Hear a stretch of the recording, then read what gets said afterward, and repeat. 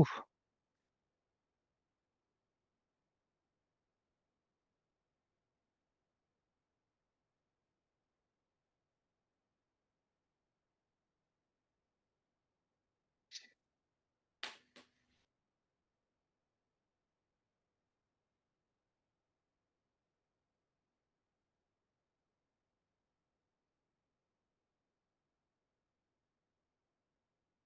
We're just waiting, folks, for the people all to join in before we start.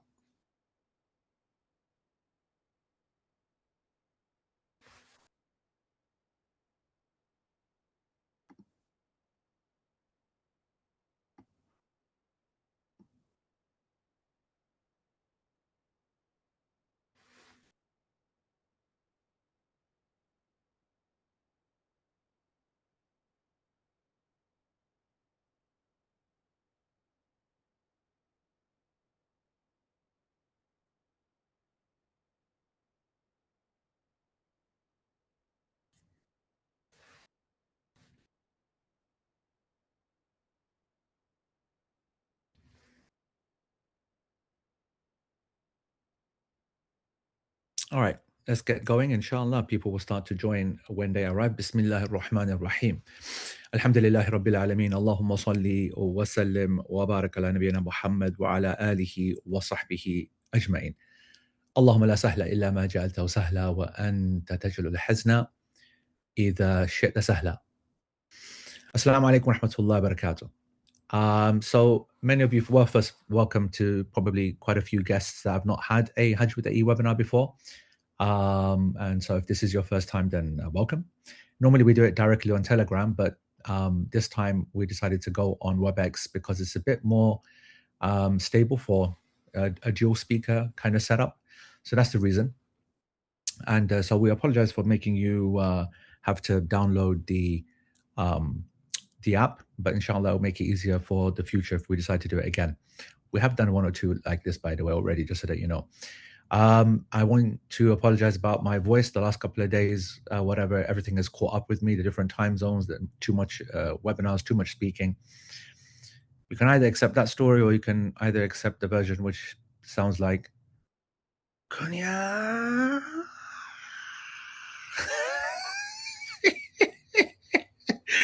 Those who know.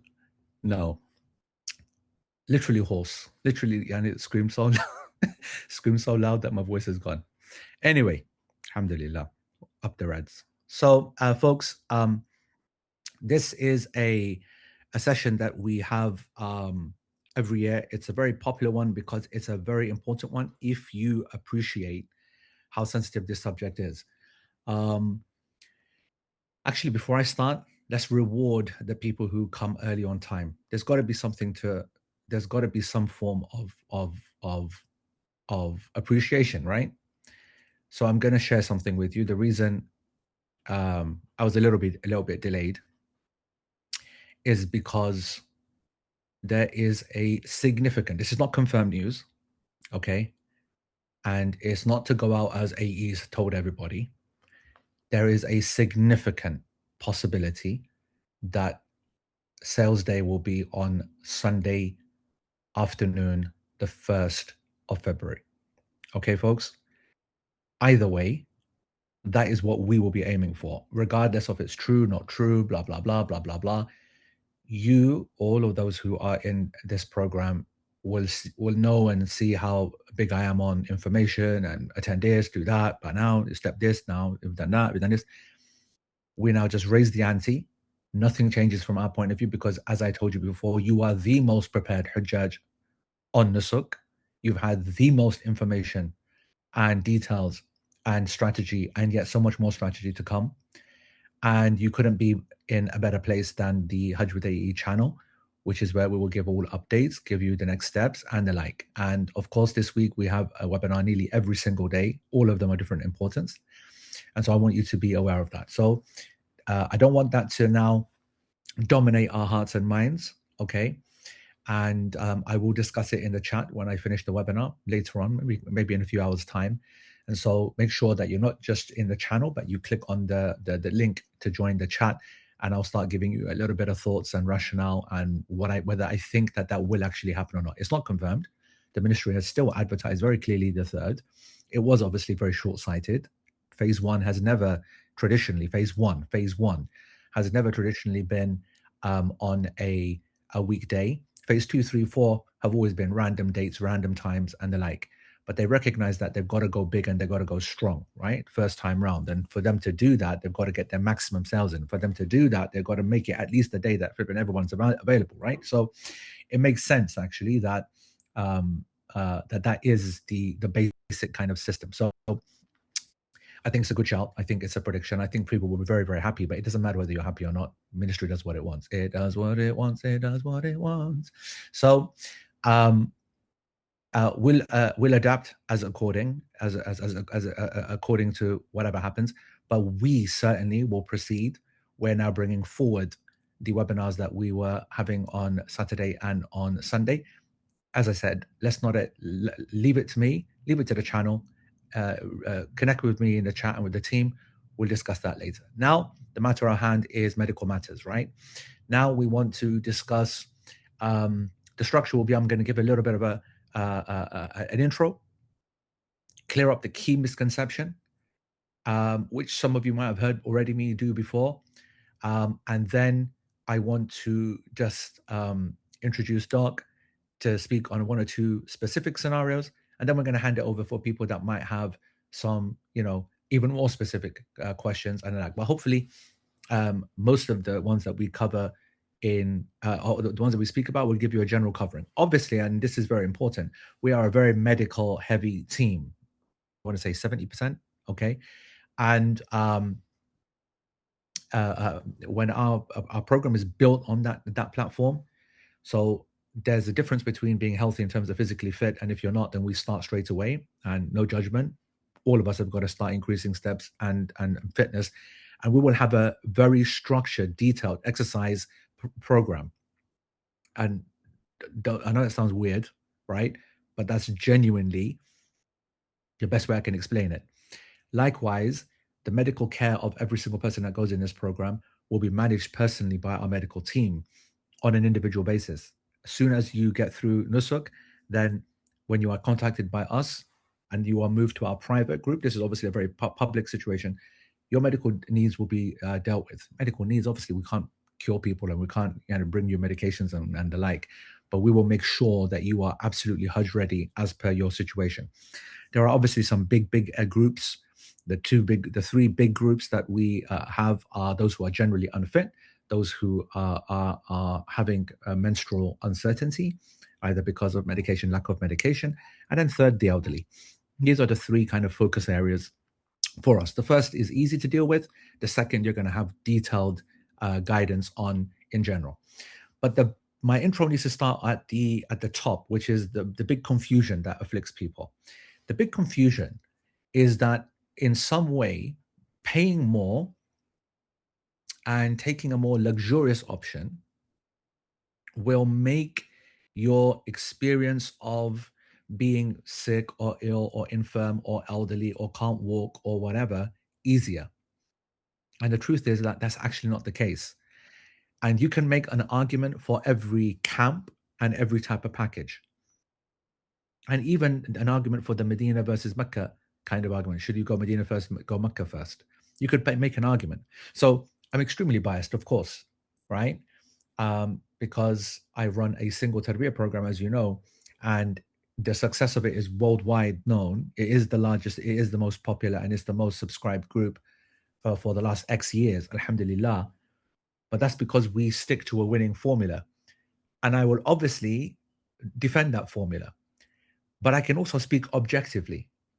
When we talk about the Hajj structure of the dates, a lot of people either come early, significantly early before Hajj, and they enjoy Medina at that time, or they come later and they have to then go to Medina afterwards. Let's look at that fact objectively.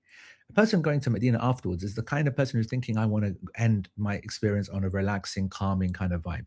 And they'd be right, because Hajj is at the peak of the madness. It goes like that, then Mecca, and then Hajj is complete madness, and then it then comes right down. Now, where it comes right down in terms of madness, was either in Medina or if you go back home. Now, you got to ask yourself, what is your physical state going to be at that time? And what is the state of Medina going to be at that time? I can tell you, as someone who's lived there, studied there, and been doing Hajj for the last 20, 30 years, that Medina is at its emptiest pre the Hajj, and Medina is at its bursting at its seams after Hajj. And after Hajj is when people are at their most knackered, at their most ill, at their most tired, and it's just a cacophony of respiratory infections, viruses, and the like that people have picked up from the obvious mass gathering of the 5 days of Hajj. That's not to say that you're not gathered in the rest of the times, but the level of people per space, you've all gone through COVID, you all understand the issue of distancing, you all understand the concept of transmission, use your common sense, you all understand if you've got kids when they go to school and when meningitis rockets, when school infections occur, no one's having any problems in the holidays. Suddenly the school starts, all the issues, the headline stuff comes out, meningitis warning comes out, blah, blah, blah, blah, blah, blah. So this is not difficult to understand. And infection peaks and then it affects people. And from our point of view, we're all about coming back home. And so off the bat, if you want to talk about from an infection point of view, minimal when you go Medina first, maximum when you go Medina afterwards. And so straight away, we can say that if the person wants to be thinking about how they're planning their Hajj, you should probably be thinking of a Medina first program, whatever package you go with. The second variable that people talk about, shifting, non-shifting, which essentially means that you're staying at one of the Mecca hotels right close to the Haram and remaining there right until the 8th of Dhul Hijjah and then going straight into deep end, which is the Mecca vibe. And it's a very popular argument because people want that luxury extended stay in front of the Haram, so they want comfort, which is fair enough. And then the second thing that the people want is to maximize their amount of tawafs that they're doing and their Haram time, which is also fair enough. What's the alternative? The alternative is that about 3 or 4 days earlier than that, you shift to the suburbs, closer to Mina, to a place which is closer to your actual Mina camp itself. Now, if you were to look and think about that actual dynamic, if anybody has been to Mecca at that time, and you probably haven't, so you just have to take my word for it, Mecca is bursting at its seams at that 4th, 5th, 6th, and 7th of Dhul Hijjah. All the people have arrived. All the people have to go there to do their Umrah, because the majority of people do Hajj Tamattu. All the people who are staying in the non-shifting programs are in their hotels. It is extremely busy. And anybody that's going to the masjid, they are either very fit, coming and going, and then making tawaf, which is a 7-kilometer activity, odd, door to door. And if you're doing it on the first floor, second floor, maybe a 10-kilometer activity, door to door. And when I say door to door, I'm talking luxury 5-star hotel on the gate of the Haram. Because imagine as soon as you walk into the forecourt of the Haram and you were to go in just to pray, just enter the Fahad gate or any of the gates, go in and then come back out, you will have walked 2 kilometers, 2 and a bit kilometers. Distance takes on a whole different reality. And so for a person to then put themselves through that every single day, having to do that, and obviously you're motivated and you want to whatever, it's actually extremely tiring. And so the misconception is that I'm going to stay in a non-shifting package, which is probably a bit more expensive, and I'm going to rest and take it easy there. It's the exact opposite. Actually, if you are someone of limited energy, limited ability, limited mobility, illnesses, blah, blah, blah, you want to come out of the Haram at that time. You don't want to be in that environment. When I say an environment, it takes you about an hour to get into the masjid. It takes you about 45 minutes to get out of the masjid after each salah, to get food, to get whatever. Not easy. This is one of the reasons why no Hajj package is sold without breakfast and dinner included. Lunch isn't included in Hajj packages in Mecca and Medina stays. But this is one of the reasons. Before, it never used to be like this. Then it just became impossible to actually queue and get food, and it's just so busy. So they included that. Now, if you get hungry at lunchtime and you got to queue, you're going to realize what I'm talking about. And so that's why shifting packages, which were cheaper and another option, became so popular, but also an opportunity for people to rest up. And so, again, if you're in one of these categories of ill, infirm, elderly, whatever, this is a godsend. Finished a couple of days, you've enjoyed yourself, you've had a nice moment with the haram, you've done your tawafs, you've done, you've done yourself proud. Now let's get yourself ready for Hajj, the real reason that you're there. And then you go to this other place. And so again, shifting, non-shifting, big misconception. If you think that one is certainly better for the fitness level of another. The misconception also continues because a person's thinking, well, hold on, how does that make sense? If I go to Azizia, you've sent me now 3 or 4 miles away from the haram. I can't do 3, 4 miles. How am I going to come into the haram? My answer, who told you that you're going to the haram? The reason that we are going there is very openly, very clearly saying, we now going to put on a program here. We're going to be establishing the prayer here. We're going to be teaching you the fiqh and getting you ready here, showing our tips, taking you on little kind of orientation walks here and there to get yourself, in the game, fully confident. Why would you be wanting to go to the haram? Going to the haram, I'm like almost intentionally saying very, very difficult. We won't stop anybody. Certainly in our program, we don't ban them.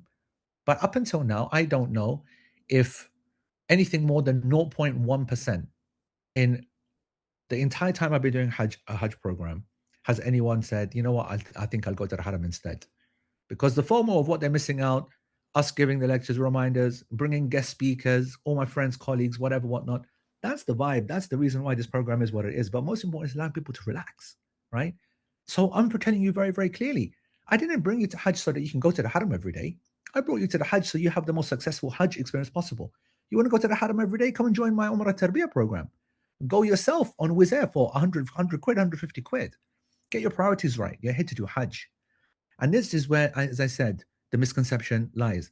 There's taxis that will take you in and back. There are ways, but it will be arduous, long, headache, etc. You're not getting the game. You're not understanding. So that's that. The final misconception is if I stay in Majar al-Kabsh camp, which is close to the Jamarat, and if I stay in the Maraisim camp, and for those who want a comparison between these two in detail, I'm going to be doing a session, American timing, on Tuesday, all right, at 8 p.m. EST. I'll give the link to that later.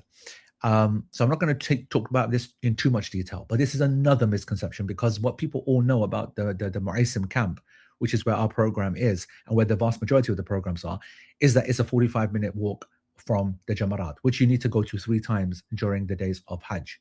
And that is a tough walk. And that is something that requires a little bit about you. But the truth is that if you can't do a 45-minute walk yourself, then you're one of 2 people. You are either someone that can be pushed in a wheelchair by the person who's coming with you, or you're someone that can't be pushed or can't do the walk. And then the Prophet ﷺ, recognizing this, allowed a concession. And when I say a concession, don't be a pack about this and think about concessions culturally. Culturally, the Desi mindset is that if you take a concession, you didn't do it properly, right? If you did a concession, I'm not doing the full version like everybody else.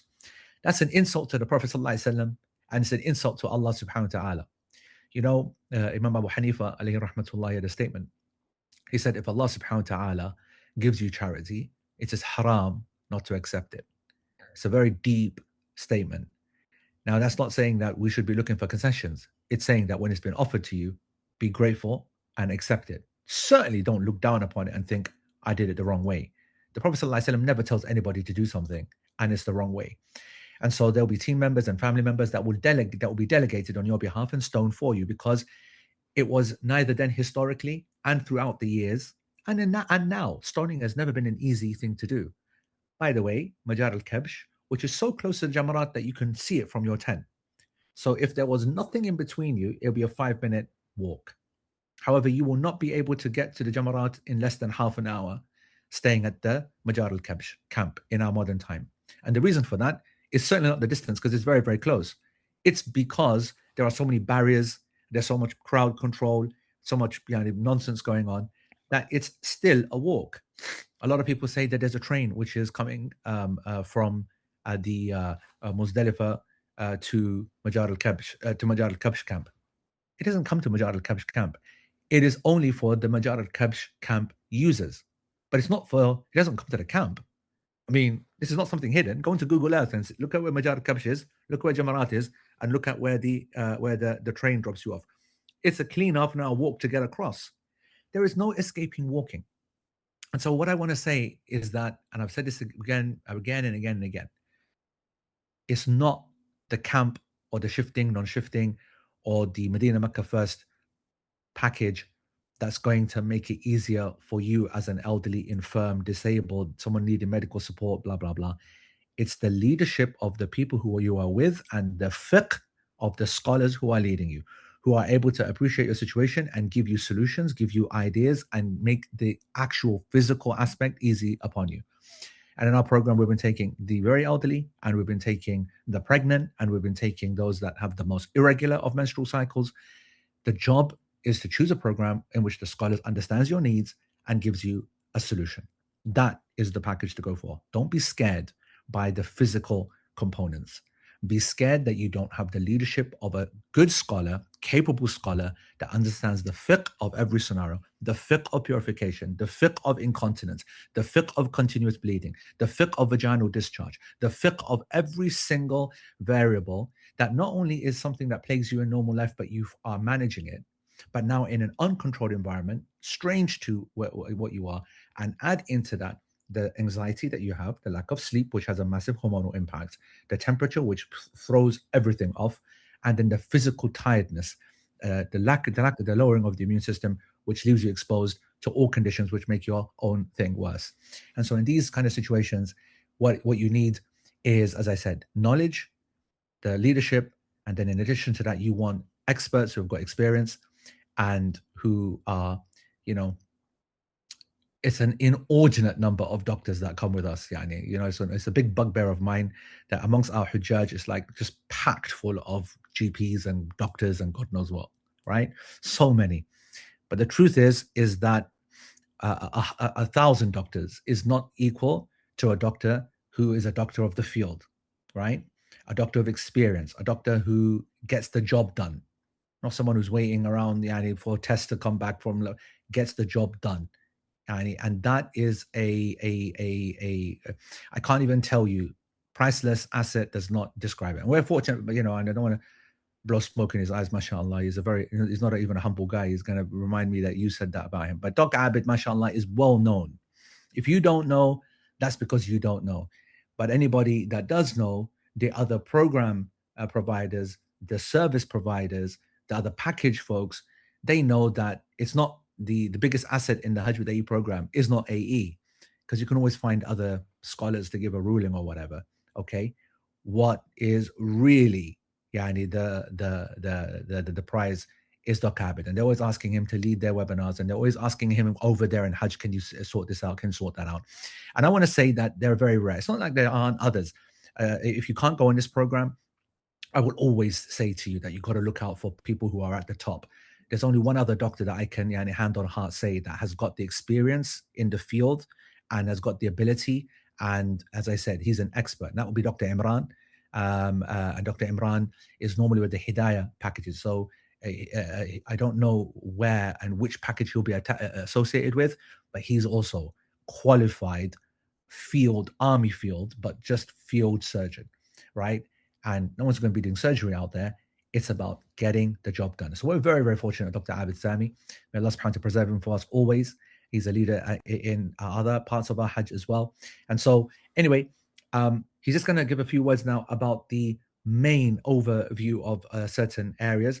About menstruation, I'll come back to discuss that in a minute. And I'm just going to pass over to Doc to just say a few words. Bismillah. What can I say after this introduction? To be honest with you, just briefly, I will tell you a few things. Thank you for all joining as well. In medically fit, being medically fit for the Hajj or preparation for the Hajj, we are at the pre-booking stage. At this stage, we are going to outline what need to be done at this stage and what you will be thinking about. I will answer. Sheikh has mentioned about the walking in the Hajj, different camps, shifting, non-shifting. I will add on a couple of things on that one first. I joined Sheikh first time in 2018, and I didn't agree with Sheikh at that time of not going to Haram. My aim was I wanted to go Haram every single day. But if I wanted to go, I went on Haram every single day. So nobody stops you, but it physically drains you. I went Haram twice a day, every single day in 2018. I joined as a pilgrim. But when the days of the Hajj came, I was tired. I was physically drained. So it's not we don't want you to go on Haram at all, and it's not impossible as well. But your body needs some rest. Your body needs to be preparation for the Hajj, and that's what we do here. This uh, seminar is not for anything okay specific. What we do, what we want, what we will tell you here is what is the everybody in the Hajj gets sick one way or the other. Some people get very sick, some people get minor problems. Everybody gets sick. That's the reality of it. But the difference which makes is who is prepared and who will overcome these hurdles or sicknesses very easily and who will not. So our job is to prepare you the best possible way what we can. We will advise you what medication to take. And to be honest with you, we will be asking you to take the medication which no books will tell you. If I will ask you, or if you go to a doctor today, a young lady who has got a problem with taking oral contraceptives, doctor said, yeah, okay, you want to stop menstruation, take this medication 3 days prior to travel, 3 days. Okay. It doesn't work in Hajj. It doesn't work in Hajj. This medication, take this medication, it doesn't work. It's a total different ball game. And we have got stages how we prepare as well. At this stage, my advice to anybody who has got chronic illness, who has got female problems, who takes medication, who has got back problem, who has got heart problem, consult your clinicians. At this stage, that is the most important thing. And for us, we take it as a partnership with you. We will be advising you every single stage what need to be done. But thing is it's your Hajj. I can advise you, I can guide you, we can provide you all the information you want, but it is your job to get things done. I will tell you another scenario. When you walk with us, when you sit with us, when you eat with us, and when we are not only having a chat with you, we are analyzing your fitness as well during the Hajj. And we will be advising you, yeah, you said that you wanted to walk with us. That's no problem at all. But we feel that you should not walk this journey. And it happened with us. People get excited, people get overexcited, and they does not listen to us. It's up to them, but then they suffer as well. We have got hospitalization in the past as well.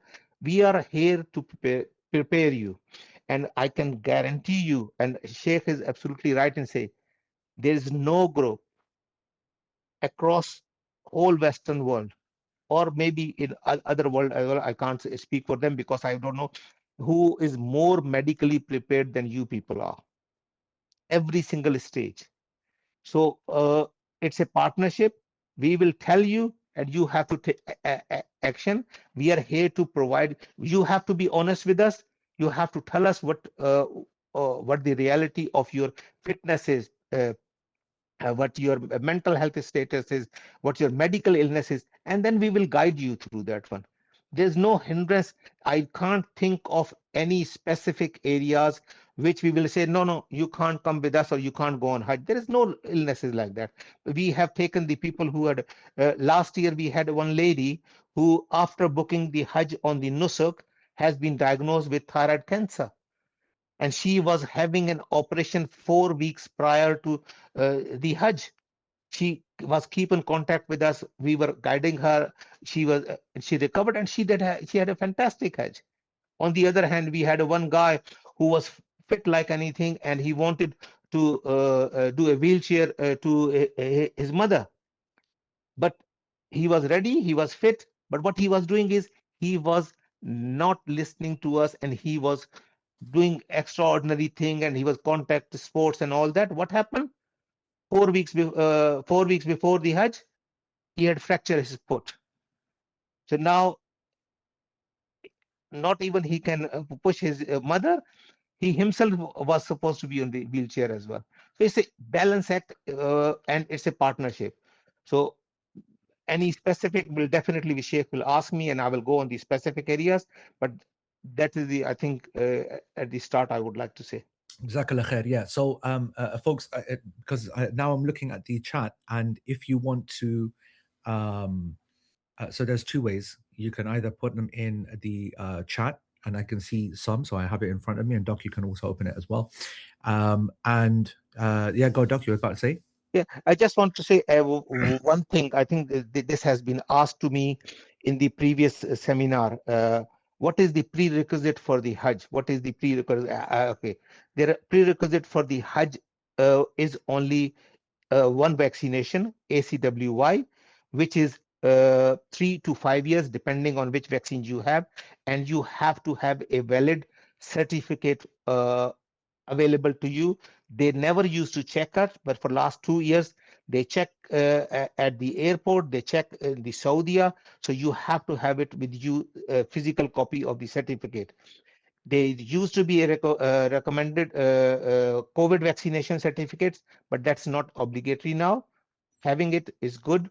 Flu vaccination, we advise people to have it, but not necessary. Rest of it, all the medications which anybody is taking, any prescribed medications, they should have a prescription with them, or especially the controlled drugs, cocodamol, tramadol, and all those kind of things, diazepam or any antipsychotics.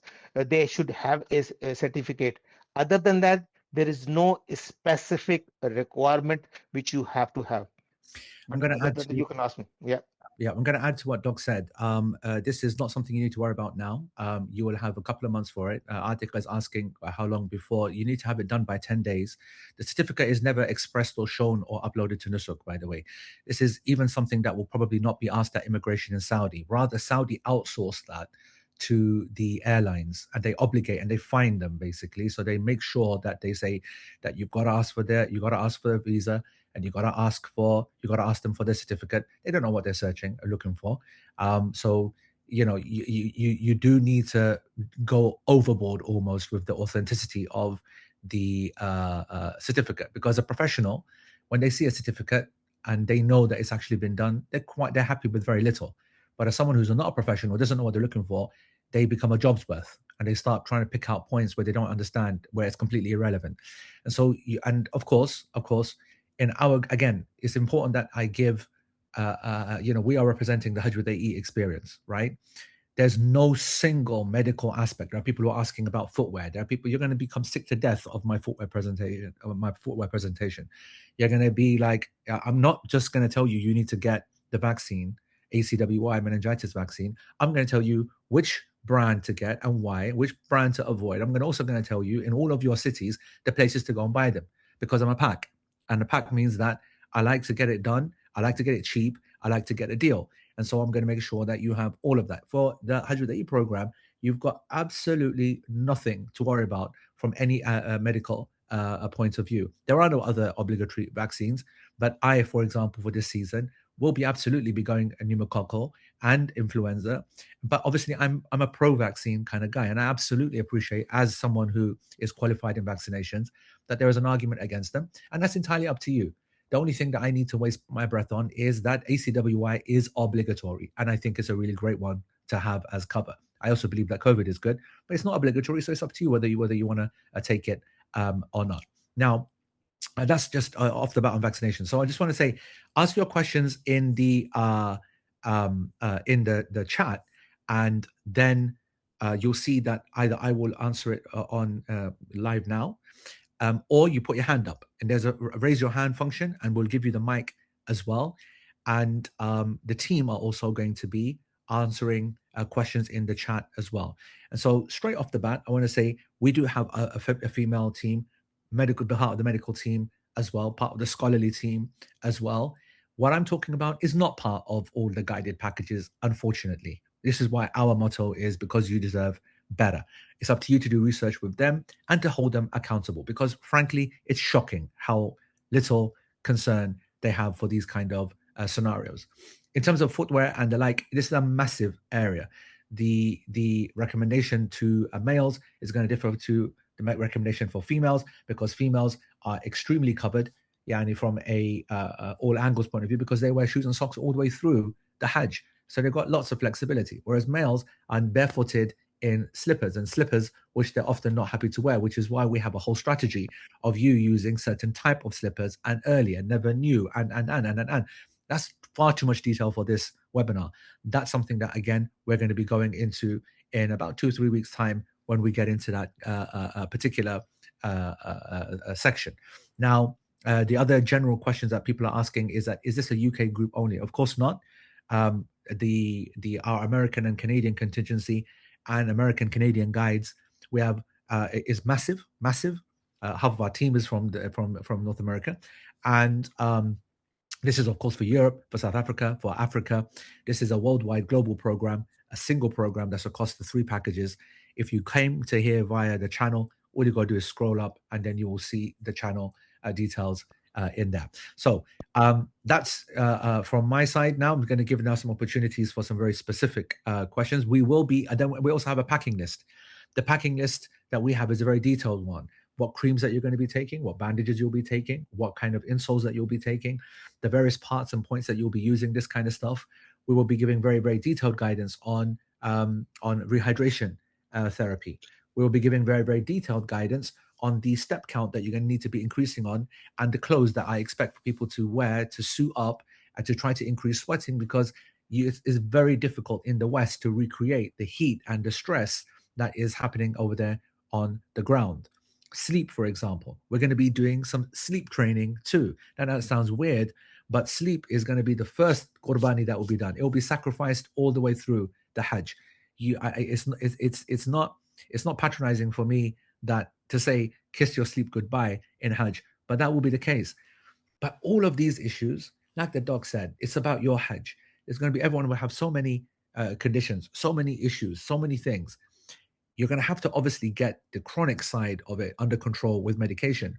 But if you have cancer, you're fine. If you're in cancer treatment, you're fine. If you have insulin dependency and you need fridges, you're fine. Fridges everywhere, no problem in that. If you have medication which is extremely sensitive, then you'll be a person that will be advised to get the products that exist for that. If you're, which is ice bags and other things that we will go into, that you will bring, that will keep medication good in Arafah and Muzdalifah. Arafah, there'll be fridges there. Muzdalifah, there won't be, but 24 hours will show you how to maintain the cold chain, as we call it, when it comes to medication. So you're fine. The pregnant folks are fine. All of these folks, as long as they have started their treatment, started their managing their condition, we will continue managing that condition as best as we can. But in addition to that, we also know our limits. If you need emergency treatment, of course, that's hospitalization.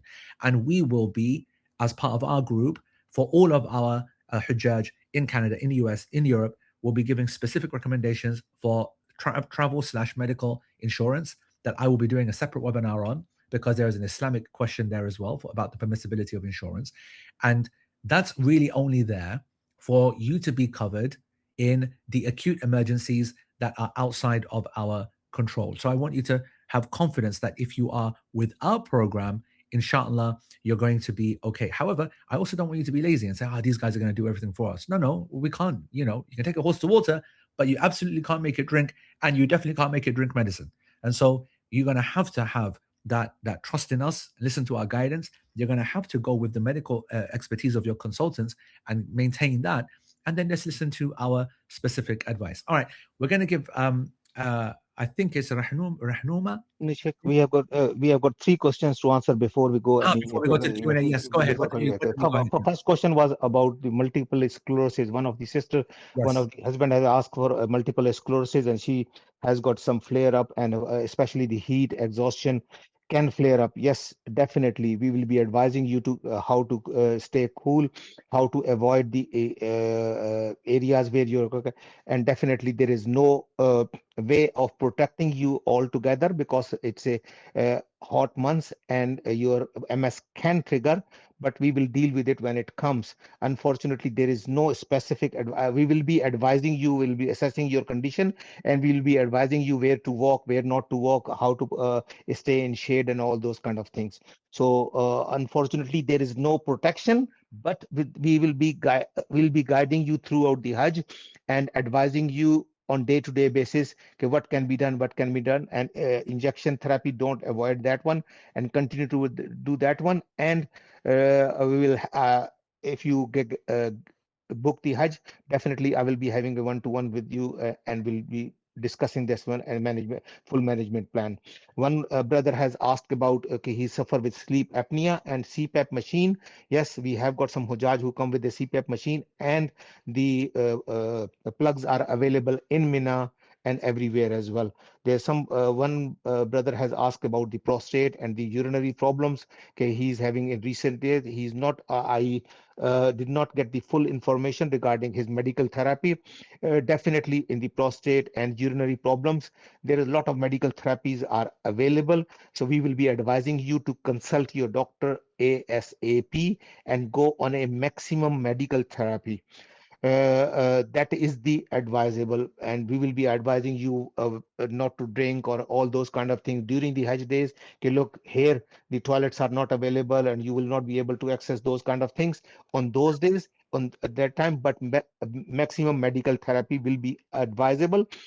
If you are on catheterized or you want to do you catheterization, I think that will come later. But first thing is advice.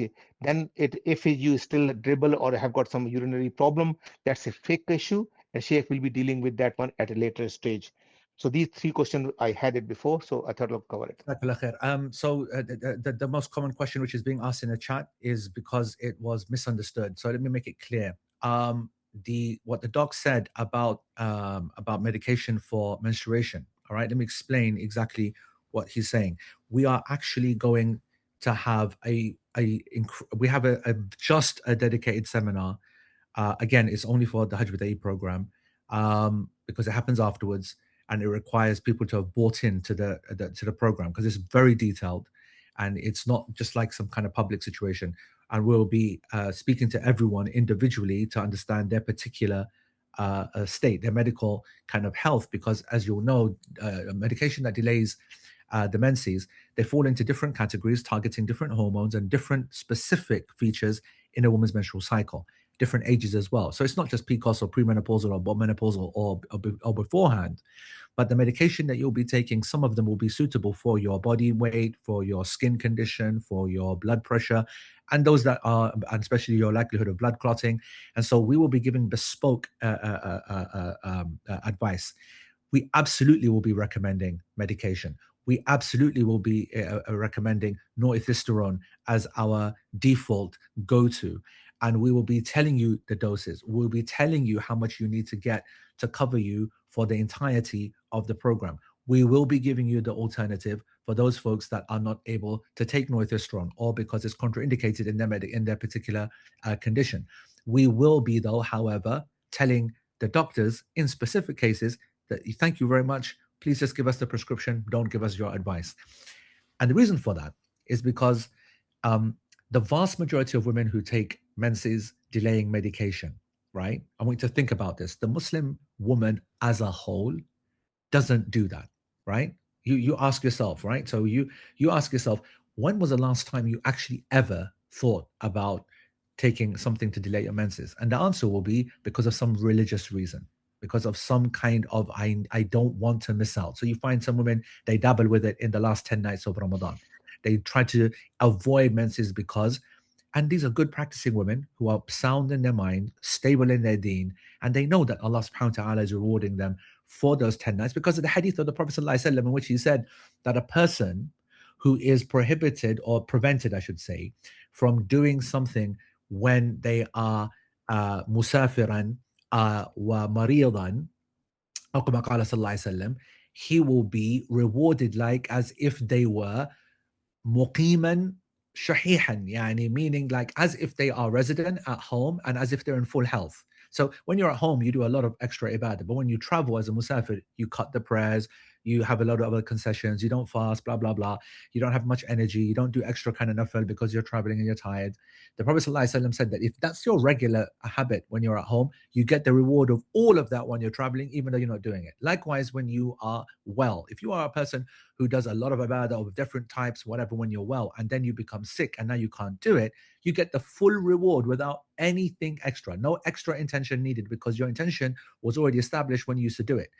So practicing Muslim women know this about their menses and they're very comfortable with it. However, culturally and emotionally, I want to say it's difficult. It's difficult when you see everybody on Iman buzz, Iman high, and they're in the, in the masjid, and you got the guest scholars and the guest reciters come in, and you're not allowed to be there, and blah, blah, blah. You feel like you're missing out.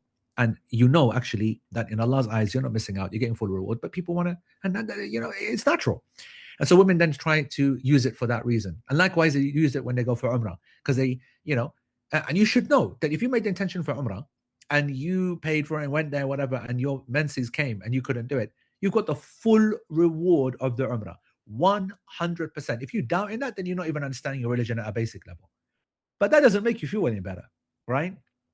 And that's okay. And that's the reason why we allow medication. And in fact, we recommend medication, especially for those folks who are maybe a little bit more emotional, or maybe a little bit more kind of, beginner to the religion, and they do take things a bit more seriously, a bit more emotionally, I want to say. I'm not trying to, beat down upon those folks, but I just want you to know that there is a distinction between a female scholar and a female practicing Muslim. A female scholar will embrace it because she knows 100% yaqinan that, all right, this is not my moment, and I get the reward. This is what Allah wanted for me, that I don't go and do this tawaf, and in its place, I've got to make sure I do something else that I am able to do in my state of impurity. And so we will have bespoke plans for those that are going to go medication, and then there are others that won't want to, and also who can't take medication. And so for those folks, we will be adjusting their acts of Hajj. And that's where I said to you, it's not the shifting or the length of the program that's going to make the Hajj easy for you if you've got medical issues. It's the fiqh, it's the scholarly guidance. And so when I say to you that for you, I'm going to be saying, you are doing your tawaf today. You're doing it now, girl. You're doing it now because you are close to coming on, and we're going to, or for example, if I say you're not doing your tawaf today, you're going to do your tawaf and your umrah right at the very, very end. In fact, there will be some of the ladies that come in our group, because our program goes from Medina then to Mecca, then Mecca to the suburb. And I will be saying that from as soon as you enter into Mecca, you're going to be remaining in Ihram. You're going to be in front of the Haram. You're going to be enjoying the masjid. You would have seen a video that I released on Instagram about that, about benefiting from the masjid, but you won't be doing a tawaf. And you'll then come to base camp in Aziziyah as we go and shift, and you still will not have done your tawaf. And I'll be saying, hold, hold, hold. And then on the very last day, then we will then ensure that you go and make tawaf as soon as you become off before you go to Mina. And if that's not possible, then I'm just giving you a little insight into the fiqh. We will change your niyyah of your Hajj, just like Aisha radiallahu anha did, and it will move from Hajj Tamattu to a Hajj Ifrad or other version, which is obviously all confusing right now. Just relax and trust the process, to a different niyyah for Hajj that didn't require you to do that Umrah in the first place. So I want you to know that whether you want to stay natural, you're covered, and whether you want to do medication, you're covered. What the doc was saying is that when you look at the reasons you as a Muslim woman take medication, it's because of religious purposes and you're locked in. But the vast majority of women who take contraceptives are, without being disrespectful, are those who want to go on a jolly and enjoy themselves, whether it's zina or whether it's halal with their partners. And that's the vast majority of women that use that medication, other than those who have medical needs. For them, menses is not a legal impediment. Menses is a aesthetic, physical impediment. They don't want to have sexual relations with the presence of maybe some bit of menses. And for that, it's absolutely fine to tell your patient, yeah, take it for 3 days before you're going. They don't need to worry. They don't have any legal kind of consequences. They don't understand your needs. These women going on a holiday or whatever in a nice air-conditioned hotel in Ibiza or blah, blah, whatever, it's a different ballgame, bro, right? When it comes to a woman who's not used to it, hasn't taken it regularly, right? Unlike those folks who dabble in and out all the time, doesn't want to, body not built for it, then they take it as well. We're going to see, do we need to start adjusting? Do we need to change? So you'll see from us advice that will not be supported by any GP, any consultant. They'll say, who are these crackpots? We'll say, we might be crackpots, but we're going to get this girl through the Hajj. So we'll be starting a couple of weeks before. We'll be assessing you on your menstrual cycle, not on your holiday. That's the same as the way that we will look at medical insurance, for example. We won't be getting medical insurance like what people do, which is to buy. So when people buy medical insurance, they try to save money, right? So what do? They look at the dates of their trip. So they look at 14th of May and the 2nd of June, and that's where I'm going to get the medical insurance. That makes sense. They're going away to Ibiza. They're going away to Mallorca. They're going away to the Maldives. What's going to happen, Yani, in between? They're desperate for you to come, throwing deals at you, visa not needed, ticket you by yourself, job done. Bro, you are not that person. You are not any medical insurance going on holiday, travel insurance going on holiday. You are getting travel insurance against the system. And the amount of things that can happen. And we have a couple, by the way. They won't mind me saying this because I'm very, very happy for them to join again. A couple who are joining our Hajj 2026 program, who this exact thing happened to them. They were in 24, and all done, all through Nusuk, everything sorted. Unfortunately, his mother passed away. May Allah subhanahu wa ta'ala have mercy upon her after he had got the package. And it was impossible. The grief, but just the stress of the situation, having to organize everything, was too much. Quickly checked the refund policy. Refund policy said no. Thankfully, we had already preempted that. Yeah, we're depending upon Nusuk and them coming good on their refund policy in time. And in fairness to them, they didn't do anything wrong. It's just that we were past that stage. We were literally a few days, I can't remember exactly how many, but just before we were leaving. But I said, I don't want anybody to delay that. We're getting medical insurance now, travel insurance now. People are like, well, we're paying an extra couple of months. I said, we're getting it now. Just shut up and listen. He did.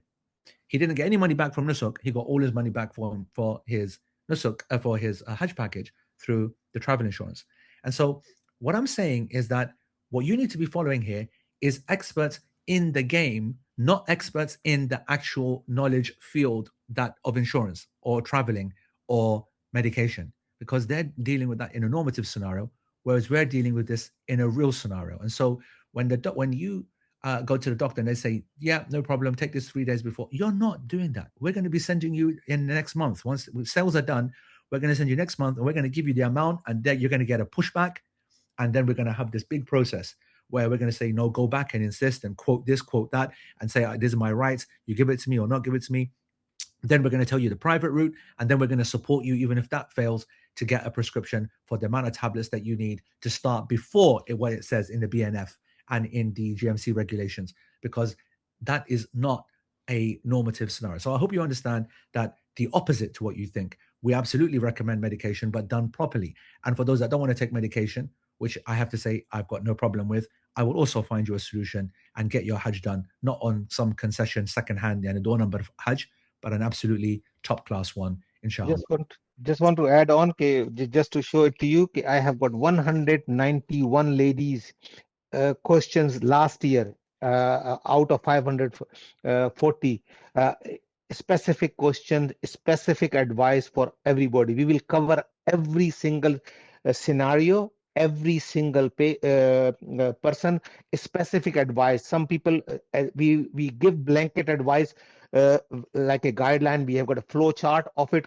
If you are this kind of a person, you have to do this medication, what dose, how you have to titrate it, and then it will be bespoke for every single person. Yes, we will advise the medication, but it will be in a different manner where its normal practices. Jazakallah khair. Okay, so we're going to go into the mic. So let's get Rahmana or Rahnuma first, and then we have Nazim next. You're unmuted. Go ahead. Assalamu alaikum, Sheikh.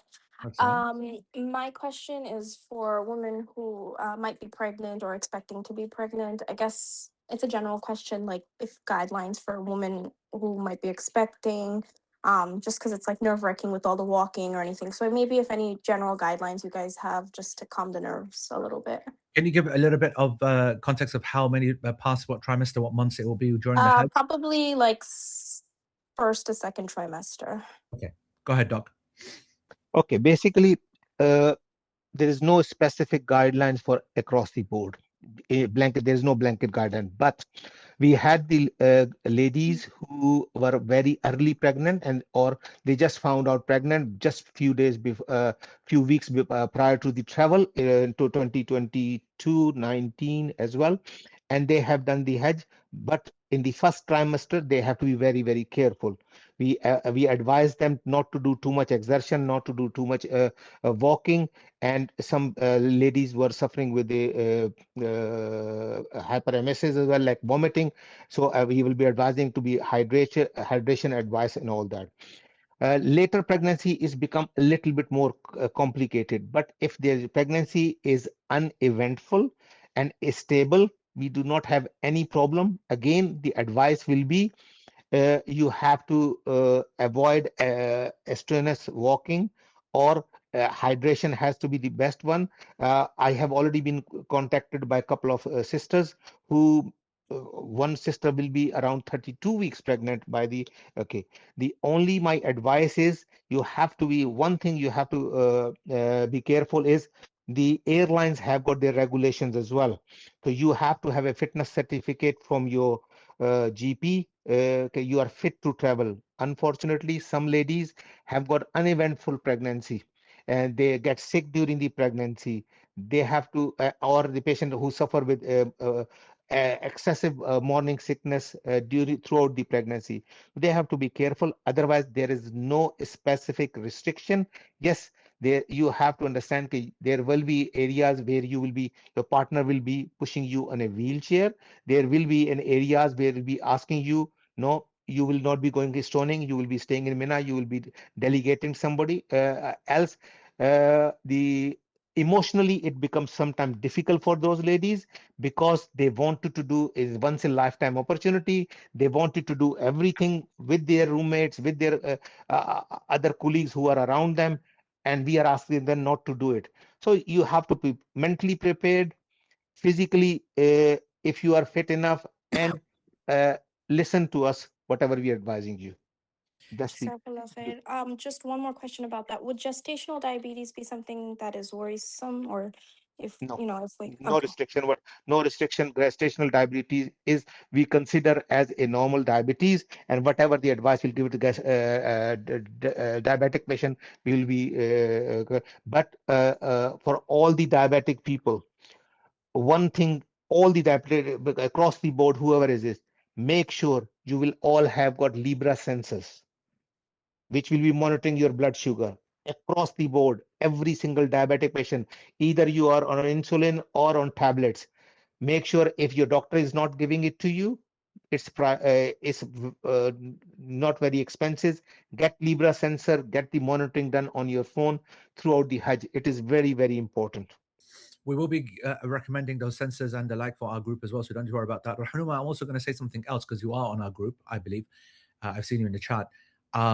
This again emphasizes how important it is to play around so much with the configuration, right? So you have already been told, well, you're going to be told in a very specific way after Tuesday, the strategy that you're going to follow for the flights that you're going to get.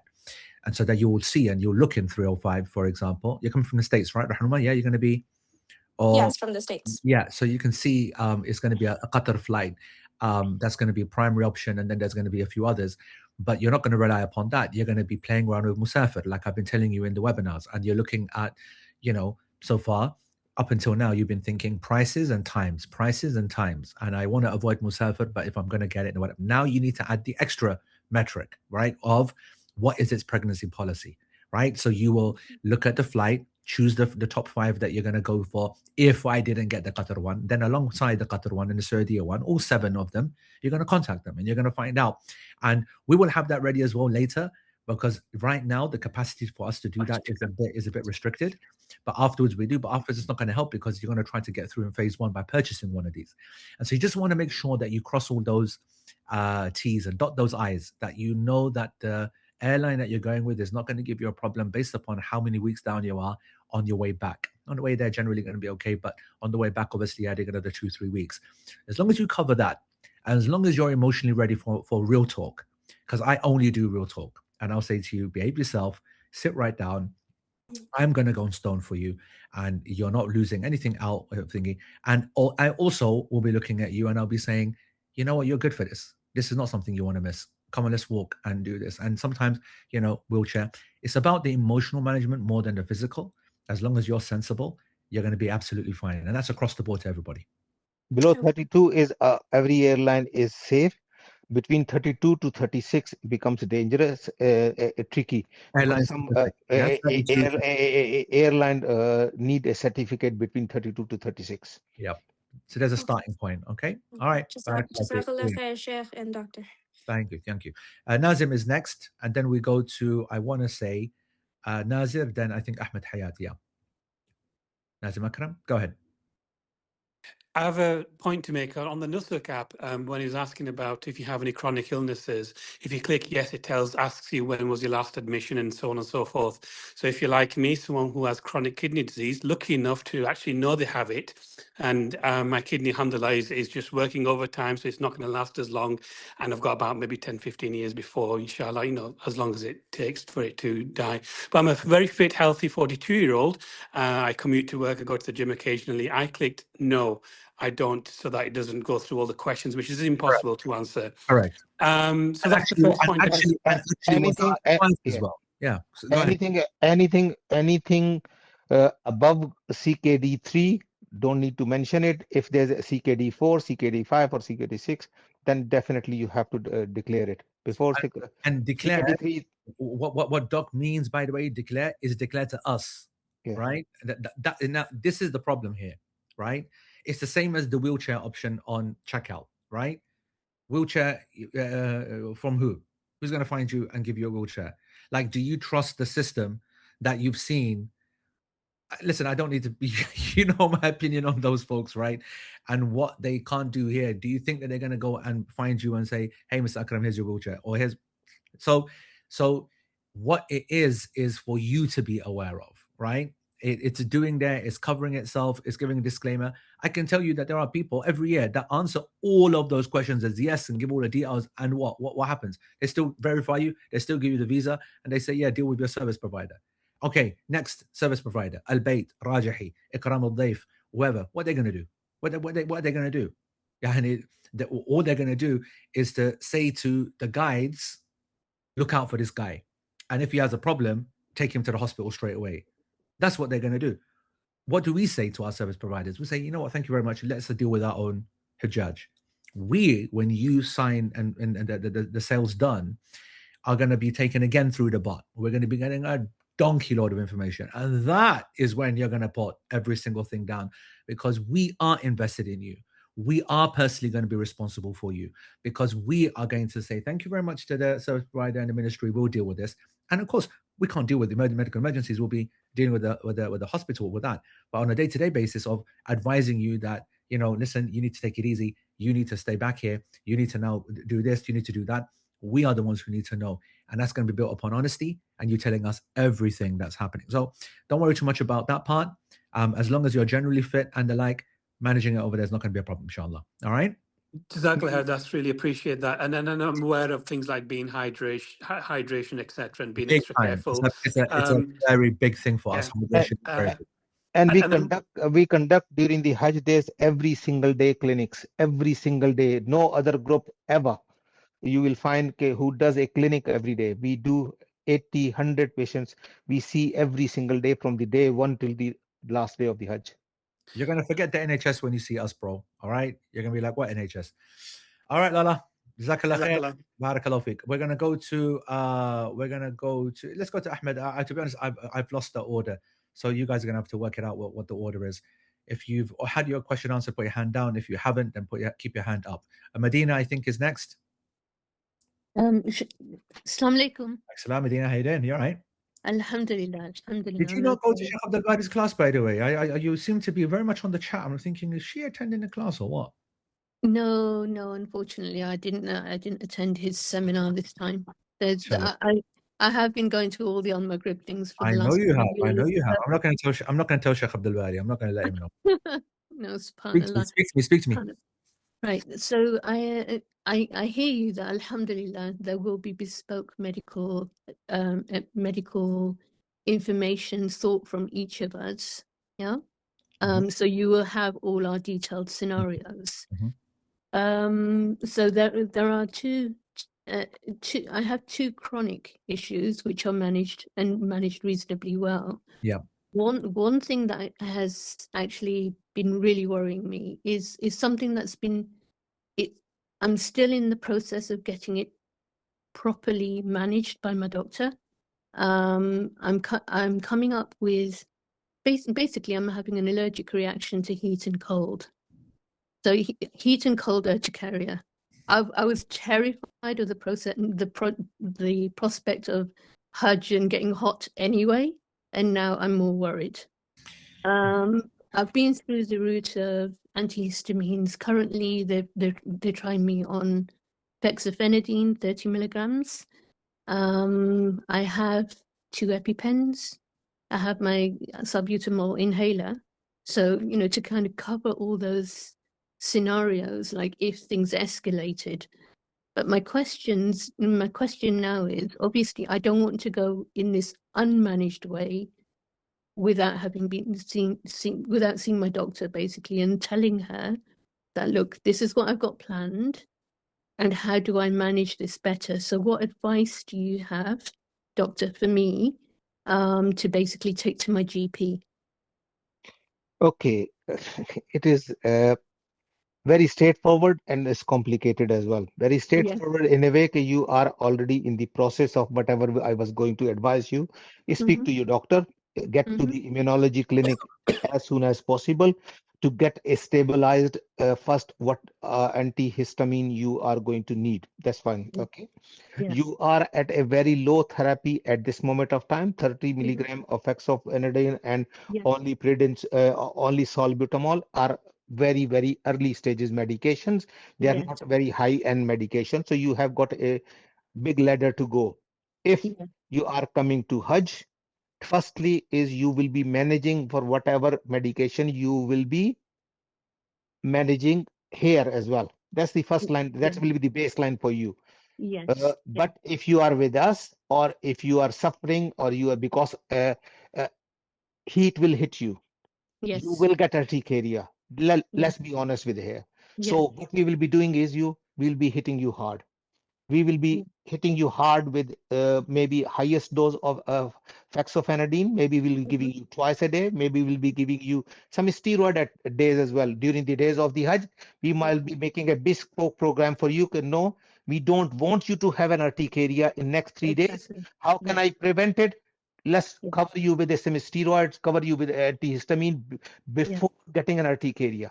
So we'll be making that plan for you. But before that one, first you have to have been in stable state. What antihistamine suits you? What medication plan? EpiPen is a fancy medication which hardly does much, to be honest with you. But it does. It's life-saving. But there are plenty of other things, and we have got plenty of medications in our sleeves which we use in the Hajj, which nobody uses. But you trust on us, believe. Okay, all right, because alhamdulillah, I mean, at the moment, like you say, it's very, very early stages, because although I'm taking this is now the 3rd antihistamine that they're trying me with. So it's the first lot of this, and I'm still getting flare-ups. I'm having this, but I'm still getting the flare-ups. Yeah, it's going to be really important, Medina. Okay, so once we get into the later stages, right, when we start to break this down more in detail, we're going to be then telling you to be getting extra medication. And people are asking online as well about antibiotics and the like. We will be giving you all lists, and not everybody will be given the same list.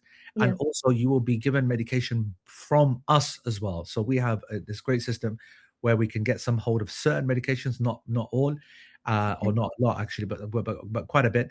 And we'll be getting those taken so that we can try to manage things as much as possible without having to put you into their healthcare system. But that is dependent upon information that you give and the amount of, like I said, detail that you also offer us. All right. Barakallahu fiqh, Medina. Jazakumullah khair. Thank you. Ahmed, I think, is next. And then we move to whoever's next. Oh, no, sorry. It's Hajj name. I don't know. Oh, okay. خلاص. Hajj, you go first. Hajj Bashir. No. Okay, you know what name? Your system is crazy. Listen, let me tell out the name of the person. Ahmed Hayat. Unmute him. There we go. Go ahead, Ahmed. For answering the question on multiple sclerosis. I'm Ahmed Hayat's wife. I just wanted to ask, in regards to traveling with a medication, there are injections that need to be refrigerated. First of all, would I ask my GP, or would it be my neurologist who would they give me a letter? Would they give me a certificate? Okay. Basically, normally it is your GP or neurologist can give you a letter that will be more than enough. But as near the time, if whatever documentation or certification or legality of these kind of things needed, I'm a GP and I provide those one as well if necessary to be. But before that one, you have to try with your GP and neurologist, whatever you can get hold or whatever certification they can provide you, fine. If that's not enough, we'll be providing you everything, whatever you need. Thank you. And also, is there provision for keeping the medication refrigerated? Yes, yeah, we will be advising you on that one as well, because a lot of people will be on the insulin as well, and they will be needing that one. We have got bespoke products which are available in the market to keep the medications cold and during the refrigeration as well. We will be advising you on that one as well. You can start. No problem. Yeah, you can start your research on that now. There's so much good stuff on YouTube now that actually explains and reviews the various products from those who are suffering from those conditions, and that's better than anything else. People who have themselves physically taken their injections out in the field in their different countries. That's a really good, useful research that you can start right now. You might be finding products better than the ones that we recommend. I mean, ultimately, we're just doing basic research as well. But as I always say, the people who are in the condition are always more invested in that. So, okay. Yeah, and you don't need to worry about anything in our sense, inshallah. All right. Thank you so much. Just one last question. This is not multiple sclerosis related. We have a 1-year-old baby. She's 1 month she's 1 year next month, and she is still breastfed. In your experience, are there parents that go for Hajj with young babies? They leave them behind? And are the babies okay? I mean, obviously we would leave them with either my husband or my parents so that they are safe. But yes, I'm just a little bit anxious, and I just wondered, in your experience, is that okay? Okay, just Sheikh will have got his own take on this one, but I will tell you, there will no problem with the baby at all. The only problem will be with you. Are you ready for it? You have to be ready for it, okay? Yes. You have to make a plan now to leave him with somebody, try it, different things, what you are going to do. Okay. Emotionally, it will be more troublesome for you. Believe you me, there will be no problem whatsoever with the baby. And we Okay. have seen time and time again, every year, this question comes in, and at this question comes in at this stage much more than later stage, because people are looking for the Hajj group over 12 days, 15 days. Oh, I can't leave my child for that day.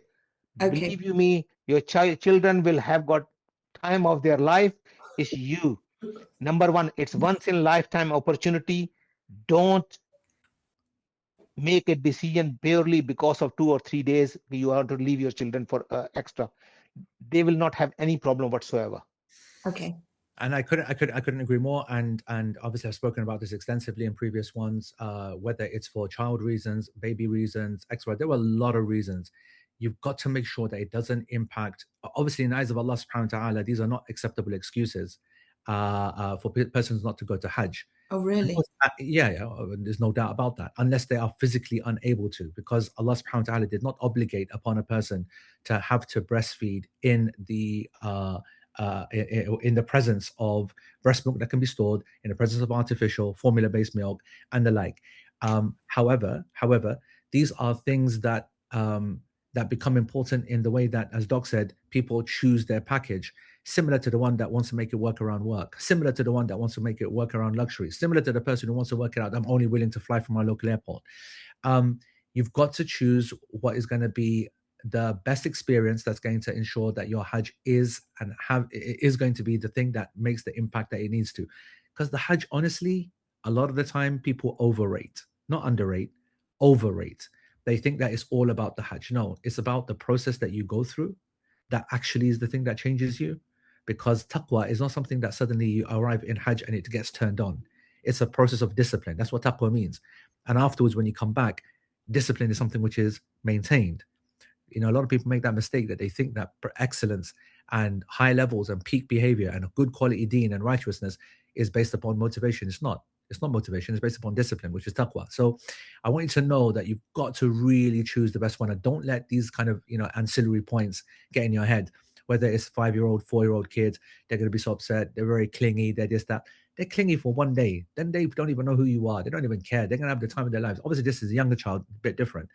But here, practically, no problem. You are able to, we've had over the last year and the last X amount of years, every possible variation of your situation. Those which are 3 months in, 6 months in, 2 years in, those which are not good on a bottle, those are which are very specific to one formula, those which will not drink at all, they've tried it, we've given them the trial, and therefore you need to then freeze milk and pack it ready, get the pump going, etc., etc., etc., etc. Everything will be bespoke according to each woman who are in that scenario, and you empower yourself to make that decision as well. It's not the kid, it's not what they receive, it's entirely you. Entirely you. You are the one that's going to find it more difficult. And I have a class which is called Protect This House, which speaks a lot about this. But anyway, all right. Thank you very much. Andrea. Andrea, can we unmute Andrea, please, folks? Thank you. All right, Andrea, go ahead. Can you place the question in the chat if you don't mind?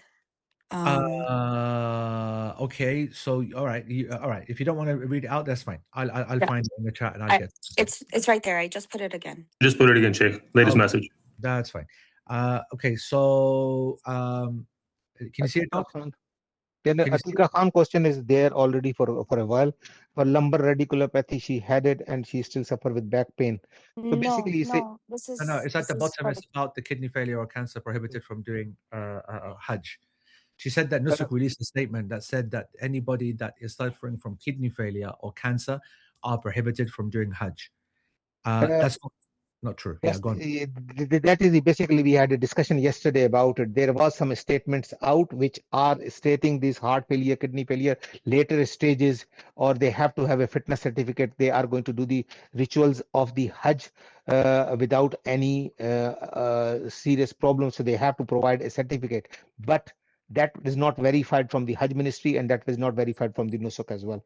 Now, the statements are out, but I can't verify it. Yeah, so it's, as far as I'm concerned, this is not official ministry policy. They'd love to be able to not have that headache, quote unquote, on their hands, Andrea. But the truth is that it is not a condition. Likewise, the claim that there needs to be a fit certificate, meaning that everybody that's on some kind of chronic condition needs to produce a medical fitness certificate. Massive claim, massive rumor that's out there. No evidence for that. If that happens, we certainly don't know about it, and it will be communicated later. I don't think it will happen, in my personal opinion. I also don't think that what you're asking about will happen either. Yes, Doc? Yeah, I can think of one scenario in this one. I think in the Nusuk, it is not there. Definitely, I looked at it, Nusuk. But in the Pakistan and the Indian Hajj Ministry, that has advertised it few months ago. And that reason might be there because that has put there is last few years, there have worry news the health budget of those patients have put on the Hajj ministry quite a lot, and they have been hospitalized for renal failure and dialysis and all those kind of things. That's why they are restricting in those countries, but it is not filtered into the here. I hope you understood that answer, Andrea. Okay, because if you understood that what Doc just said, okay, did you understand what he just said, Andrea? Yes, but yeah, he said that where that statement has been actually seen is in those third world countries in which actually there is already a thing. It is a thing, by the way, that people go to Saudi Arabia for medical treatment, and they try to blag it. They try to wing it, basically. All right. Okay. And so they don't present everything or whatever. And so the hospitals are quite strict, and sometimes you can get away. Yani, there's a whole process in which when a person is admitted and you are having a very common symptom of a problem, just like in America with the insurance system, they're trying to identify a way that they're not going to treat you, right? And they'll say that, no, this is because of a condition that you didn't, whatever, they didn't declare. And on the other hand, You've got, oh no, you did, but or it's very clear that this is an acute scenario that's not linked to the chronic situation. And then when it comes to billing, they'll deal with you accordingly. Now, when it comes to the West, right? When you look at your standard normal Hajj from the West, they don't fall into that category. You know what I'm saying? There normally are people who don't need to do that. They don't want to go and do any medical treatment in your place. And they've got medical insurance as well to not have to go through that system and then go through private anyway. And so therefore the pressure upon the ministry is not to put such a condition upon the Western Hujjaj. They'd love to, because like I said, anyone with illness is a headache, because there's no, you know my saying, you can't put lipstick on a pig. When you are at the end of the year releasing your nice graphic in July of Hajj 2026, it was another fantastic season, bully up the government for a great result. 2 million Hajjaj came, 200,000 for Nusuk, whatever, whatnot. And then someone puts a reply in, and 4,000 people died, right? It's a disaster for them, PR, optics-wise, right? In 24, Chief? Was 25? All the dead folks. 24. It was so hot. It was so hot. And the big thing that happened in 2024, this is something for everybody to listen to, by the way. Useful point. Haven't had an opportunity to speak about this in the webinars. In 2023 was crazy hot. The whole camp of everybody in Arafah, electricity blew, the generator. And so people we were experiencing 55, 60 degrees heat. People were fainting left, right, center. Like, I don't know, maybe 100,000 people were affected by that, or maybe more, actually. What am I talking about? Hundreds of thousands of people. So there are certain things that you can't control, but a political decision can only make it infinitely worse. And what happened in 2024, and despite that heat being so high in 2023, not many deaths. 2024, the temperature was a lot less, still very hot. And the policy was a very, I hope this is not recorded yet, but it's a very similar to an ICE policy. Okay. Like what's happening in the States right now. And they went on the absolute rampage against anybody that was staying over illegally. Who's staying over illegally? They're basically doing Hajj on a cheap. They go on a tourist visa or an Umrah visa, and then they go into hiding in the suburbs. They wait around for a couple of months and then do Hajj on the free. Does that make sense? Save themselves 10 grand, right?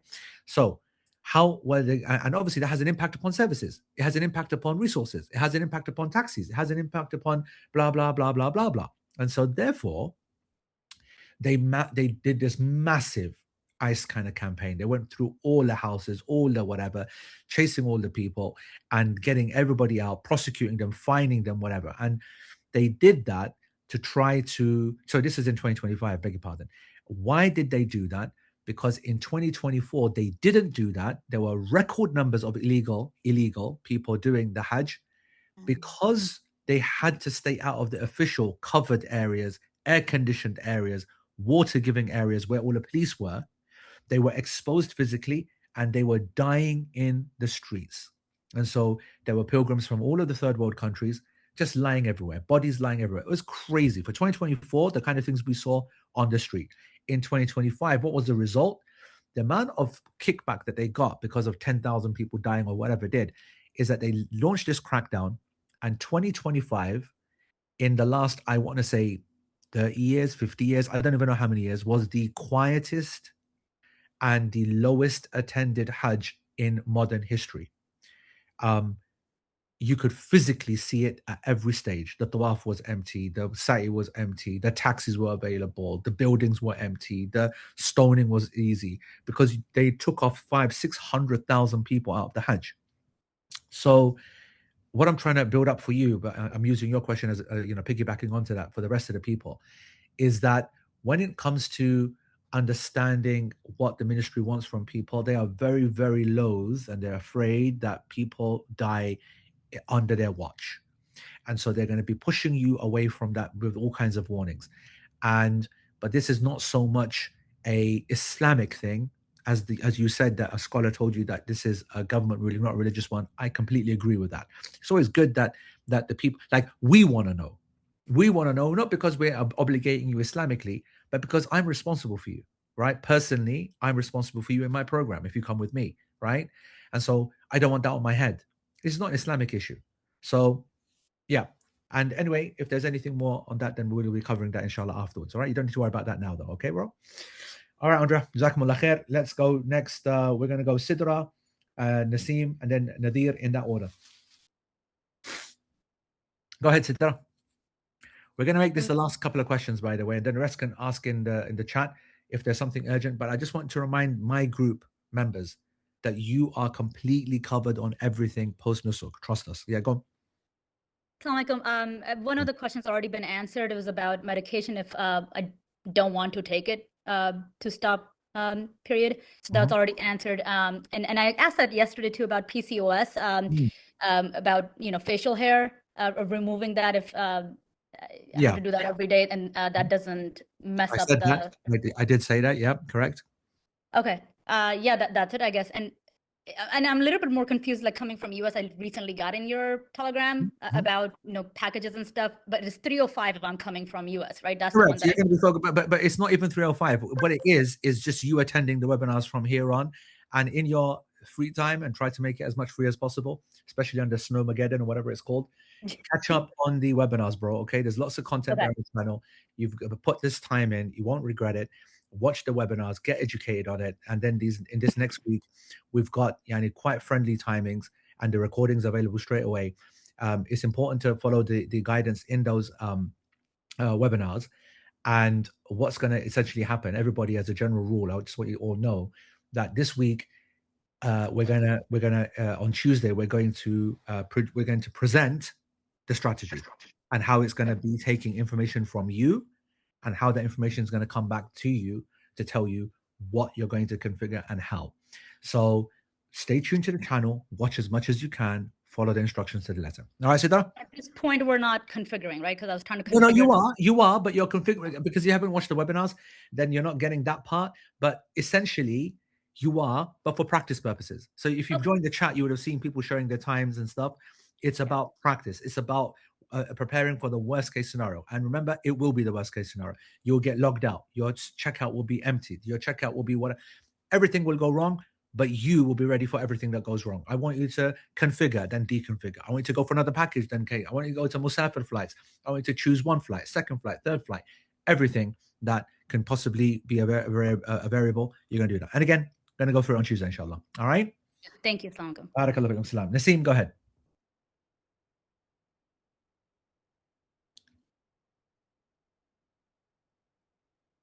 Speak. Yes, I'm sorry. Okay, yes. I'm insulin-dependent diabetic. I have a pump, which I've been using for 8 years, and I have a sensor on my leg. And I'm just wondering whether it's okay to kind of wear that with my Ihram.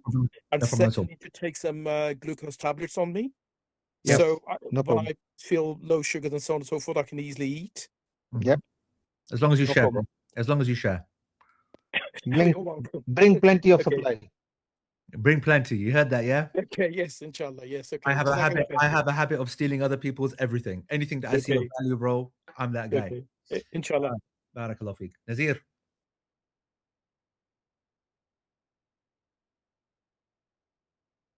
Can we unmute Nazir? Go ahead, Nazir. Or Nadir, maybe. My question is, my mom is a type 2 diabetic, well controlled. She's on an SGLT2 inhibitor, Jardiance, which requires her to urinate frequently. Would it be recommended for her to hold off during the Hajj days so she doesn't have to waste time in the washrooms? Jazakumullahu khairan. Yes. Simple answer. Yes. The alternate therapy will be, because she is well controlled, so there's no harm in trying it well before, because it's 4 months down the line.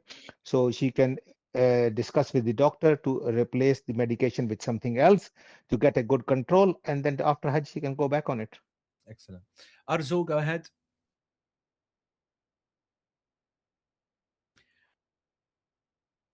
Bonsoir, Arzu. Hello. Assalamu alaikum salam. Okay. Sheikh, just a quick one. So I have slipped disc. You have what? You have what? Slip disc. Slip disc. Yeah. Now, I'm generally fine walking, no problem, alhamdulillah, but I can get a flare-up anytime due to anything. But I'm traveling on my own, and I'm just worried a little bit that if I do get a flare-up, how will it work? Because when I get a flare-up, I can't really mobilize. But at the moment, it's been over a year, alhamdulillah, I've not had one. The last one was probably last year, January. I've not had one since. But there's no way of me knowing when I'm going to get a flare up. And there's no way for us to know either. Arzu, what's your question, bro? You think it's a $1 million question. Okay. You think that your roommates are gonna just look at you and say, "Yeah, you stay there, bro"? I hope not. That's why you've got nothing to worry about. Yeah, Go on, Doc. but one thing you have to do is you have to assume that you are having a flare up. So what is the best medical therapy you take in those circumstances to get overcome that one? So you have to prepare for that one, and you have to have supply of those medication with you. Or ideally, if you can, if you have got a spinal injection or anything like that before that one, that helps to avoid the flare up. But if you're not having a flare up, I think there's no need for that one. But get maximum of medical therapy, whatever you can. In those circumstances, you take it, have enough supply of that one. On that point, Arzu, and for everybody here, actually, I want you to be aware that Saudi Arabian drug kind of realities are a bit different. Although we have recently made Lyrica, pregabalin a controlled drug. It used to be. But gabapentin, for example, which again also in this country didn't used to be a controlled drug. It is now. These are very, very controlled drugs in Saudi Arabia. Ibuprofen, for example, is something which they don't like. Cocodamol, they take extremely seriously. So I just want you to know that everybody with a medical condition or potential pain should absolutely bring medication, assuming that they're definitely going to be taking it. Absolutely. And we will be pushing that. Even if you haven't taken it for years, you're going to be assuming that for all 16 days, you're going to be in agony and you're going to have to, be in that pain. And so therefore, you're going to ask your doctor to get ready. You're going to give them a general idea of how hot and how tough and how difficult it is, so that they can give you that authorization via prescription, so that you're covered in every way. But again, that will come later. Don't worry about that. All right? Blanket. Yeah. Go on. Prescribe like the drugs, because I am on pregabalin and I do take cocodamol. Do I need to do something specific? Yes. That's the reason I mentioned it, bro. Okay. I know about this. This is my area. You need to get something about pregabalin. You need about gabapentin. Just go to the doctor. Say this is a controlled drug, as you know, but it's beyond controlled drug. It is unbelievably cracked down over there in Saudi Arabia. And just need that authorization. This is my drug. This is whatever. And they know what they're doing. This is very standard. Yeah. You have to have a medication. You have to have a certification or a prescription. And today I'm telling you, it has to be in your luggage, not in hand carry. Okay, that's fine. Jazakallah khair. Barakallah fiqh. Okay, let's have Jareen. Haji Bashir, no one who speaks Farsi, Bukhto, but no Farsi. But we can generally understand Haji Bashir. Go ahead, Jareen. Assalamu alaikum. Go ahead. Walaikum assalam. Is it possible I talk to you private or something? Yes. When you joined the channel, did you are you in the chat now? I am texting you. Is that okay? I text you? No. Are you in the chat? Are you in the Yes, Telegram? yes. Yeah. So what I want you to do is to just message me and drop your phone number, and then when I get a moment, I will give you a call, inshallah. All right? Oh, my phone number. Are you Dr. Abid? Yeah, he will call you. Don't worry. Just you just put it down, inshallah. We'll deal with it. All right? Okay, I'll put my phone number. Barakallah fiqh. All right. Zahir, go ahead. Let's unmute Zahir, and then Mastura, and then Atiqa, and then we're gonna call that, and then I'll do a few on the in the chat. Yeah, go ahead. Assalamu alaikum wa rahmatullahi wa barakatuh. Can you hear me? Yeah, we can. Yes, bro. Yeah, Jazakallah khair. Sheikh, in December 21, I've diagnosed with long COVID. I've been suffering for 2.5 years. As a result, I got various other illnesses from the long COVID. However, alhamdulillah, for the last 2 months, I've changed from medications to herbal remedies. And alhamdulillah, with the grace of Allah, it's been working miracles. My question is, will I be allowed to take these with me? Or do I need something? It's product dependent. It's product dependent. The truth is that neither I or Doc know, because that's not something which is documented or whatever. If I'm doing something like that, I'm just covering all bases. You know. So for example, if I'm taking some white powder, right, for some crazy reason, right, in my suitcase, when they open it, I'm saying, bro, look, and I'm whatever. I say, see, it's not cocaine, right? It's not whatever. Now, he'll turn around, and if he sees you do that, he'll do a test on it, and he'll let you go. You're just asking for trouble. Anything that looks herbal, powdery, whatever, there's going to be an investigation. And when they check it, or when they check it and they find that it's a prohibited substance, then you're in trouble. When they check it and they realize it's a nothing, it's going to be nothing. I think anything that you bring, you should have some documentation with it to prove what it is. They're proper packaged in boxes. They've got all the ingredients labeled, everything on them. It's not as if it's like little green grass stuff or anything like that in separate bags. It's proper packaged stuff. Yeah, I mean, again, that doesn't necessarily answer the question, because that covers the official nature of it. But if I'm being a Jobsworth immigration guy who said, listen, open your bag, again, as Doc said, never carry it in hand luggage. Got to go in luggage. Yeah. They ask you, obviously, there's certain things you can't. So, your injections and things like that, you can't. Yeah. Those which are delicate, you can't. And you need to have a doctor's letter for that, and generally anyway. But the normal stuff in the thingy, but just to cover yourself. That's all, bro. That's all. All right? All right. Atiqa, and then Mastura, and then we'll just take a few on thingy. You got nothing to worry about, inshallah, Umid. Okay, we know about your condition. We spoke about this before, and you as we said, you're going to have to try to manage your condition over there. Meaning, it's not possible for AC to not be on. It's just not possible. We're not talking 20 degrees. It is 45, 50 degrees. The AC will be on. But then you'll be allowed, for example, that I'll give you a ruling, for example, to cover your head, etc. I'm going to try to room you when you answer in a question that I cannot have any AC on whatsoever. That will be a question. And so you'll be put in a room, which, as again, it's impossible to be in a room where the rest of the people who will also say, we want a room with absolute no AC, and you'll be in that room. But all four of you or yourself want to put the AC on at some point, because you're gonna die in there, bro. But you'll be putting it on for blasts, 10 minutes, for example. Never when you were sleeping, for example. And we will be advising the adab and the etiquette for each room that I want them to follow. Obviously, I can't force people, but they generally listen. So don't worry about this. Okay, Amid. Atika, go ahead, and then Mastura. Assalamualaikum. Excellent. My question was regarding the radiculopathy or slip disc that I have. I'm in the process of getting diagnosed. I'm going through physical therapy. I might have a flare-up. I don't know. This is new to me. And I would be getting gabapentin, and I need it on myself while traveling, particularly because I use it also for migraines. So any letter, that exact language that it has to have, so that I can give it to my doctor? No, they know what they're doing. You just got to tell them, doctor, I'm flying to a country where it's illegal. I need a letter to be able to fly with this. Very, very standard practice with all physicians.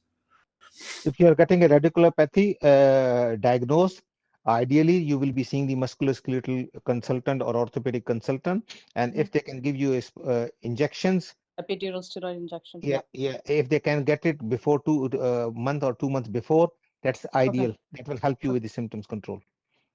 We'll work on that. Got it. Okay. Mohammed, about packages. And can I? Excellent. Yeah. Go ahead, Atika. Yeah. Can I get the gabapentin in my purse, because I need it every day? It's my prophylaxis for my migraine headaches. No. One or two tablets. Yes. Open. That's it. Don't declare, okay, this is gabapentin, this is paracetamol. Other than that, put in suitcase. Okay. Got it. Yeah. Thank you. Mohammed is asking, where do I get the list? So we only have one program, but it's across 3 packages because of the strategy that we need to move people from here to there. So in the channel, you obviously came here from the channel, the Hajj With AE 2026 channel. Just scroll up. You'll see all the details there. Just scroll up in the channel. Okay, for the last one on the mic, it's Mastura, and then we'll just take, and I'll just summarize 1 or 2 on the chat. Go ahead. Assalamualaikum. Assalam. I just developed plantar fasciitis, and I'm under physical therapy. Yeah. But my concern is walking barefoot around for the Tawaf and the Sa'i. You won't be. You won't need to. Okay, so you will do what you need to do when we're into the program and we start talking about footwear and stuff. Then I will be of recommending you. First of all, it is permissible for all of that, all kinds of footwear for women. Oh, okay. Yeah. So It's not a permissibility thing. It's a practical thing about you not hurting others. And so as long as you respect my advice and say, I want you to wear whatever's comfortable so that your condition's not hurting, but I want you to please go on this side so that you don't hurt people, because in the Tawaf, people's feet are so close, and when you get hit by the shoe, it's so painful, right? So that's all. No problem at all. So I can buy a brand new shoes. Well, I don't think you should buy brand new anything, by the way, because a lot of these problems occur because they're brand new. Buy what's comfortable, buy what's worn in, you've bedded in, that kind of thing. All right. I think you will get a foot assessment by the podiatrist and get the advice on what kind of insoles or anything you need, or go to a running shop, get a ultrasonic assessment done of your feet, and get these shoes which is more suitable for you. Yes, don't buy over the counter or anything like that. No. I was referred to a specialist, so I'm already got an insole, everything ready. So I know how it feels when I was walking with Sa'i during the Umrah. It blister all over my feet. No, you can wear the shoes. No problem at all. Okay. Then another question is, I'm concerned about how the you hospital. know, I just want to say, you're asking a question. There's some colleagues of mine. They said that 2 hours in a medical webinar. What are you doing? Are you training them to become medics? This is so. My question is, how comes we're sitting here 2 hours into a medical webinar? Why don't you tell us? What do you mean? I don't understand. Exactly. That's what I said to them. They are so disrespectful. They don't realize the kind of levels of service that we give to people. So, and you go ahead. She's got another question. 100%. Go ahead, Mastura. Ask away. Okay. I have insurance that in case God forbid that if I go to hospitalization or whatever, I just don't know how the system works there. Don't worry. Don't worry. That's not a question for now. Just make sure that the medical insurance is valid, that it covers, and then when it's time to go, you'll be that you'll be covered. We have got Danish and Arif as well, who can take everybody who wants to go to the hospital as well. Yeah, we have hospital experts. Don't worry about that. Okay, and there's a question. I'm going to be meeting my I have appointment with my 2 doctors, and I did see the documentation saying that the doctor has to feel something in a form about your health. So the doctor did ask me, is there any form of questionnaire that he has to fill? And I say, I don't know. So whatever you can get for free from your doctor is good. All right. Anything that they're willing to give you, these doctors, they're a pain in the and so if they are offering, bro, this doctor is amazing. This is the 1 in a million saying that, is there anything that you want from me? You say, yes, I want everything. Tell me I'm fit. Tell me my medication I'm taking. Okay. All right. I'll ask him to write a summary. I'm fine 100%, and good and everything. 100% all medication thingy. And by the way, I just want to say, Mastura, that my resident Malaysian in our team, Maysara, she's very, very happy that you're Malaysian. And she's very, very, she says that because she needs a friend, because she's very lonely. How do you know I'm Malaysian? Did you say who else are you gonna be with a name like Siti Mastura? Come on, bro. Bloody hell, bro. Who do you think I am, bro? Do you realize? Okay, really? I didn't know. Like I said, come on, get out of here, bro. Come on, man. All right, that's nice to know some Malaysians there. And I know one participant was asking, the parents was Indonesian, needs somebody to speak Indonesian. I can speak Indonesian. Don't you worry, we're going to be using you.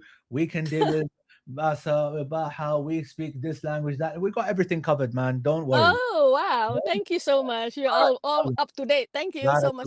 Like salam. Muhammad, listen, of course I'm very close to Al-Bayt, and if anyone who has seen my seminars, we've spoken about that. That's my previous programs with Al-Bayt. This year we only have 1 program across 3 Ihram al-Dayf packages. Ignore everything else, and you'll see that my name is used elsewhere. You'll see that my picture and my videos are used elsewhere. Beware of expensive imitations. Okay, folks? We are only here. We're only on the channel. That's the only place that we exist. And I hope that you understand that people are just kind of taking advantage, and they should not have anything with me, saying that I'm here or there, whatever. Right, guys, it's gone too long. All right, sorry, there was one thing. Andrea's medication is very expensive. Yeah, then you can't put it in the luggage. You take it with you, but then you're taking a risk with that. Obviously, any medication, but you got to make sure you lock that prescription down from the doctor, that and permission that you should be carrying it, because it's a lot more likely then that you're going to be asked about it, and you don't obviously want that happening. So, you know, completely 35 grand. I'm not even letting that out of my sight. Forget I'm putting it in the suitcase. I'm 100% in my pocket, bro. So, that's absolutely fine. There's way too many questions, guys. Okay, maybe we'll do a follow-up. Well, not maybe. We will do a follow-up, but that's going to only be for the group members.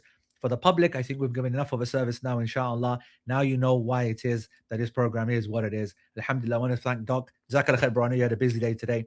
And, appreciate your time. Barakallahu feekum. All right, guys. Jazakumullah khair. We'll see you in the channel, the Hajj With AE channel on Telegram. Tell your friends, tell your family. This is where it's at. But also make sure you join the chat, because the channel is only me posting. The chat is where all the action is. Barakallahu feekum. Wassalamu alaikum wa rahmatullahi wa barakatuh. Jazakumullah khair, everybody.